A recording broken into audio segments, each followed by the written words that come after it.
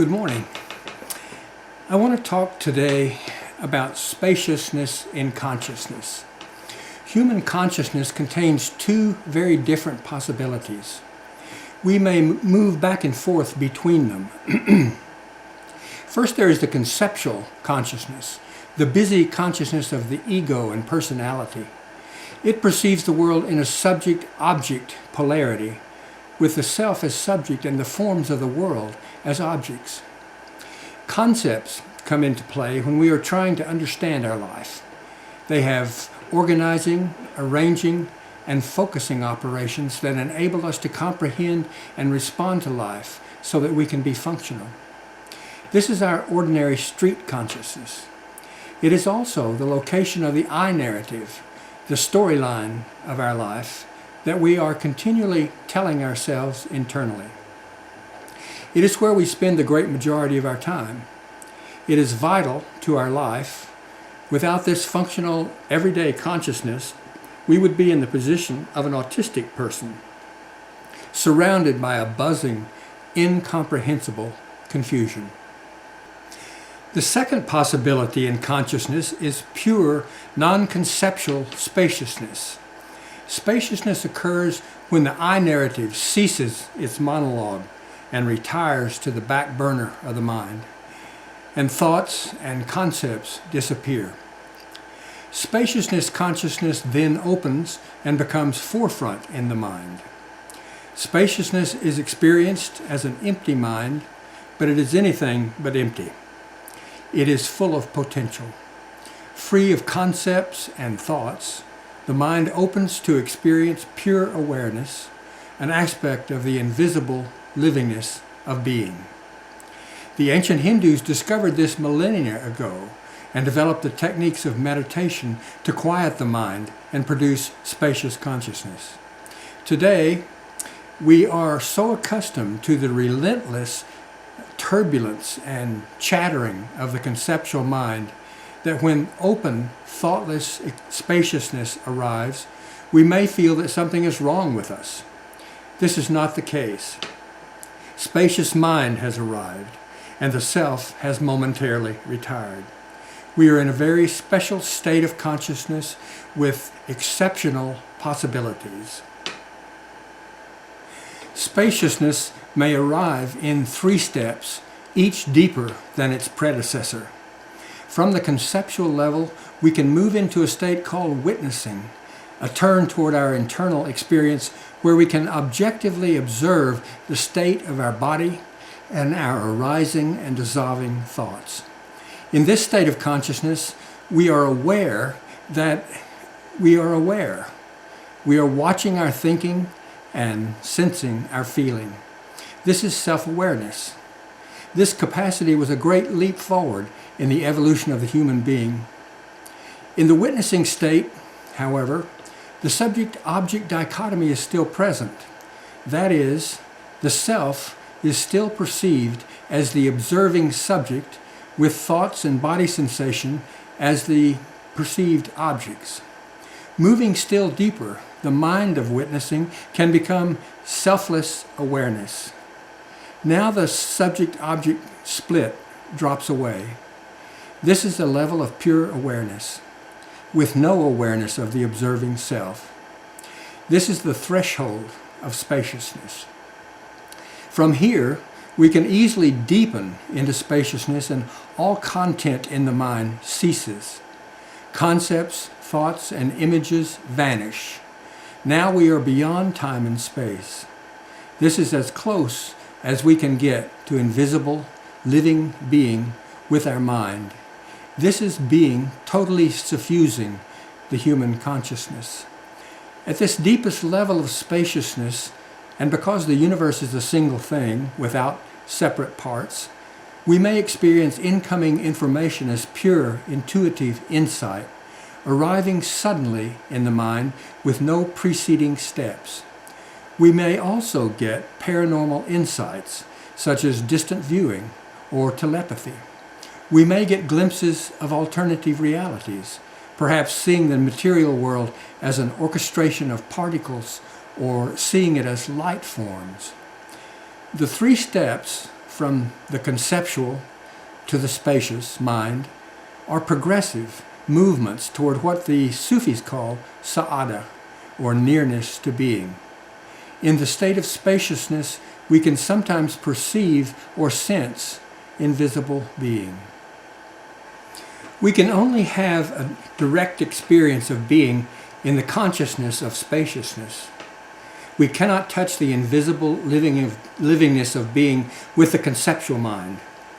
When spaciousness opens and we touch being, we call it a spiritual experience. It is an exercise of the human capacity to directly experience the invisible, living reality of the universe. In the wisdom traditions, this is called enlightenment. There are perhaps many practices besides meditation that can move us from the conceptual mind into the spacious mind. We have not developed these practices in the West until now because we did not realize the treasure and the importance of the spacious mind. For centuries, the West has put all its efforts into developing the conceptual mind. This has yielded wonderful results with regard to the understanding of the material world, the workings of which are available using concepts. However, this emphasis on the conceptual has left us virtually without access to the primordial, invisible aspects of reality.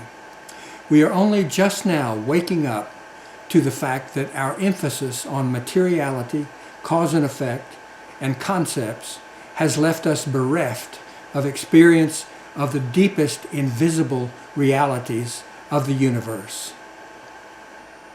The influx of Eastern spiritual disciplines into the West in the past few decades has brought with it the possibility of beginning to fill this aching void in the West. The East never lost its experience of direct contact with invisible reality. It never lost its conviction that direct experience of the cosmos is primary. It never put its faith totally in concepts. Indeed, it realized early and has continued to assert that concepts in the human mind are not primary reality. They are at most reductive, mind-bounded, mental reconstructions of reality, but not reality itself. In the West, we have entered now into a period of hyper-evolution with regard to our understanding of reality, as well as the development of our technical skills.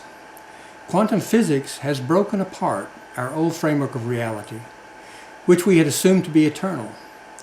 We now know that material form, when taken to the deepest levels, disappears entirely into energy and light. Material cannot be the most fundamental reality as we had thought. We now see that there must be other realities, vaster and deeper and more mysterious, beneath the superficial crust of the material world. We now see that consciousness, not material, is probably the primordial reality of the cosmos. Our best, most forward-looking thinkers are rapidly coming to the conclusion that the entire universe is filled with consciousness. Space is not empty. It is full of livingness, living consciousness. Our experience of our human consciousness, as miraculous as it is only a tiny part of that vast awareness. Our consciousness, which we may experience and examine at any waking moment, may be viewed as being itself, flowing through and vitalizing our minds. Spaciousness, along with consciousness, creativity, livingness, and light, is a fundamental aspect of being, the universe. Spaciousness in human experience is that same integral awareness that is part of cosmic existence. It is an aspect of the consciousness of being made available to us for a short time.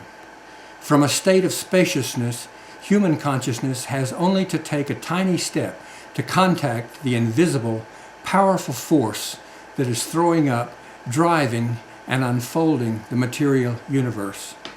The spaciousness in our consciousness is a portal to the direct experience of being.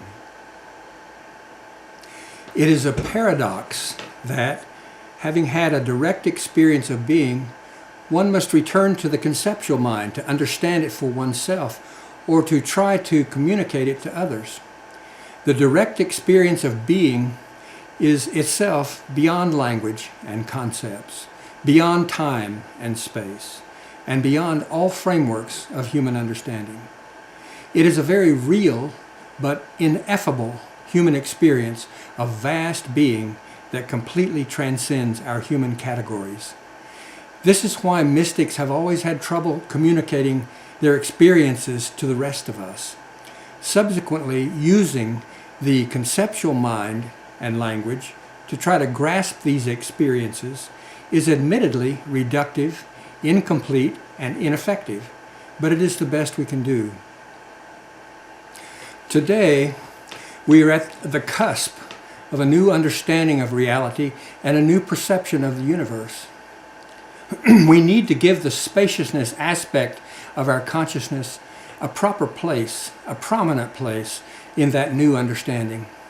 In due time, perhaps it can help us to perceive the true reality of the universe. This is an exciting time to be alive.